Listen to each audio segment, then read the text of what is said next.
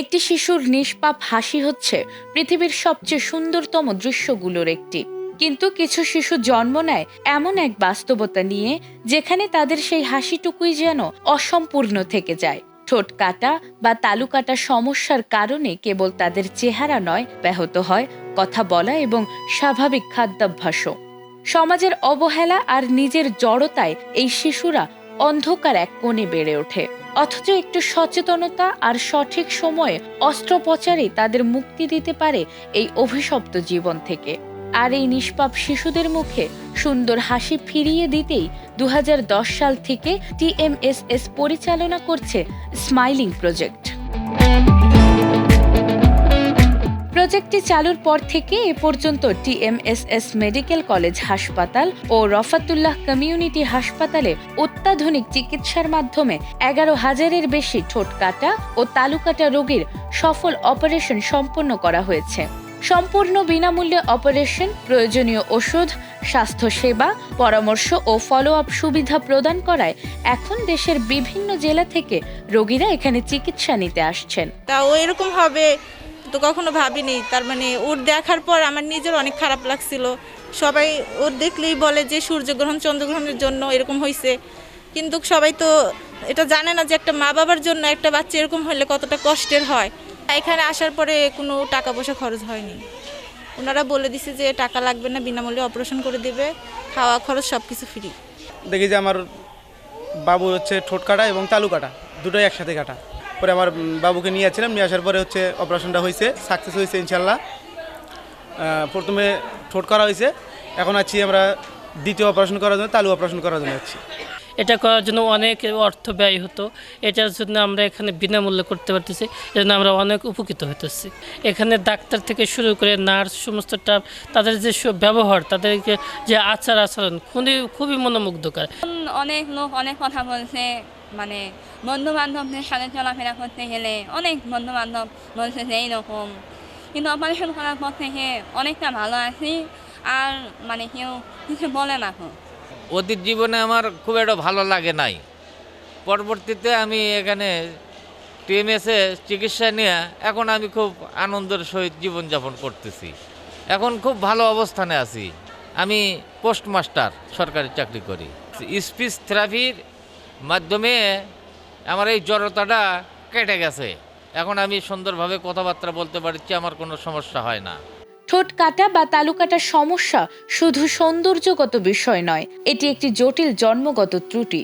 এর ফলে শিশুর কথা বলায় অসুবিধা, খাবার গিলতে সমস্যা, অপুষ্টি এবং মানসিক জটিলতার ঝুঁকি বেড়ে যায়। তাই সময় মতো এই সমস্যার অপারেশন করা অত্যন্ত জরুরি। আমাদের দেশে প্রতি বছর 5,000 বাচ্চা এরকম ঠোঁট কাটা তালু কাটা নিয়ে জন্মগ্রহণ করে, এবং এই 5,000 বাচ্চার মধ্যে আমরা মোটামুটি যেভাবে এই প্রজেক্টগুলো চলে বাংলাদেশের সব জায়গায়, এর কিছু কিছু রেসিডিউ থেকে যায়। এই পর্যন্ত 1 থেকে 1.5 লাখ রুগী মানে লেফট বিহাইন্ড, মানে এখনও অপারেশনের জন্য পেন্ডিং আছে। আমরা ইতিমধ্যে প্রায় 2 থেকে 2.5 লাখ রুগী কাভার দিয়েছি। এখন এই অপারেশনটা করা একটা সামাজিক দায়বদ্ধতা থাকে। এই অপারেশনগুলো করলে একটা রুগীর জীবন পাল্টায় যায়, এবং এইটা হচ্ছে বাংলাদেশে শিশুদের জন্মগত ত্রুটির মধ্যে এটা হচ্ছে 1 নম্বর। একটা অপারেশনের মাধ্যমে সে একদম আগের সাবেক চেহারা ফিরে পায়। সুতরাং এই অপারেশনটা খুবই ইফেক্টিভ। এই রুগীগুলো যারা আসে তারা কিন্তু অধিকাংশই গরিব, অধিকাংশ রুগী অ্যাফেক্টেড হচ্ছে গরিব। বড় লোকদের মধ্যে হয় খুব কম, 3 to 5%, এর বেশি না।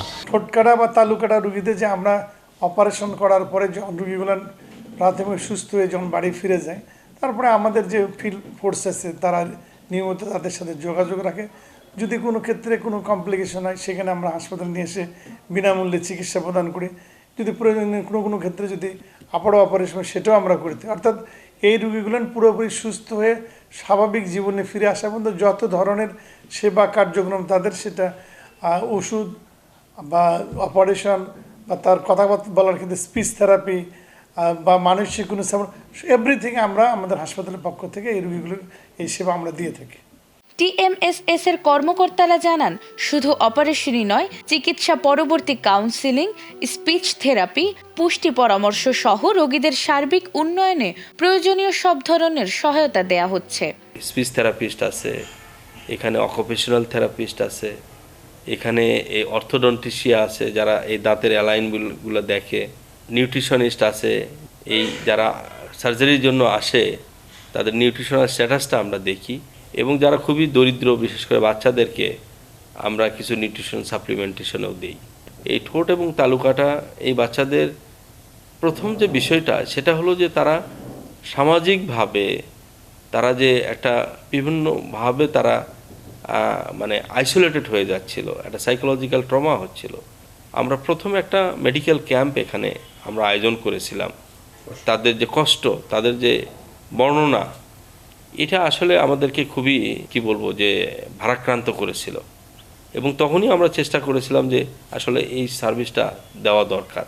ঠোঁট কাটা ও তালু কাটা রোগীরা যেন দ্রুত স্বাভাবিক জীবনে ফিরে যেতে পারে, এজন্য ডিএমএসএস এর মতো বড় সামাজিক প্রতিষ্ঠানগুলোর আরও এগিয়ে আসার আহ্বান জানিয়েছেন সংশ্লিষ্টরা। ডিএমএসএস আসলে এটা তো একটা নন প্রফিট ট্রাস্টি অর্গানাইজেশন, সেবামূলক প্রতিষ্ঠান। এই সংগঠনটা তৈরি হয়েছিল 126 জন ফকন্নি ভিক্ষুক মহিলা এবং 206 মণ চাল দিয়ে, যেটা আমাদের executive director, founder executive director professor Hosniara madam উনি এসে এটাকে একটা ফর্মাল একটা মানে কাঠামোগত একটা রূপ দেয় বিভিন্ন সরকারি যে কমপ্লায়েন্সের জায়গাগুলো দিয়ে। এটা মূলত একটা ট্রাস্টি অর্গানাইজেশন। আমাদের এই প্রতিষ্ঠানের মানে মূল উদ্দেশ্যই হলো মানুষের সেবা করা, সেবামূলক কাজ করা। বগুড়া থেকে আজিজুল হাকিম রুমনের পাঠানো তথ্য ও ভিডিও চিত্রে ডেস্ক রিপোর্ট, এটিএন বাংলা।